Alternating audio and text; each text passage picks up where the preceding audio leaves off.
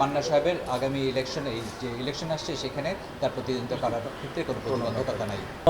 নেতা জাতীয় নেতা জনাব মাহমুদুর রহমান মান্নার একটা আপনার কোল্ড স্টোরেজের একটা লোন ছিল ইসলামী ব্যাংকের বগুড়ায়।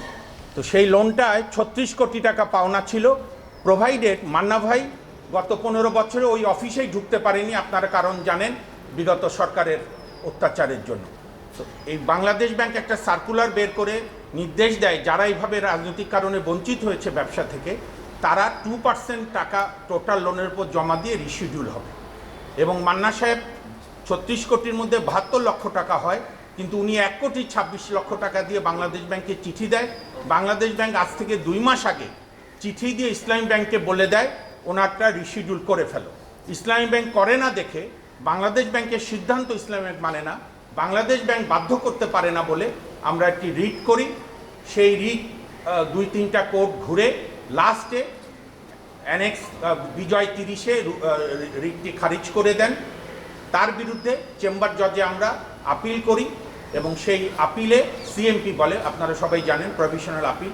সেই আপিলে আমাদের পক্ষে আমি ছাড়াও আমাদের সিনিয়র আইনজীবী শ্রদ্ধেয় জনাব এহসান করিম, আরেকজন অত্যন্ত প্রথিতযশা আইনজীবী ব্যারিস্টার জ্যোতির্ময় বড়ুয়া, আমাদের মোস্তাফিজুর রহমান, আব্দুল বারী সহ আমরা শুনানি করি। গতকালকে হয়, আজকেও হয়।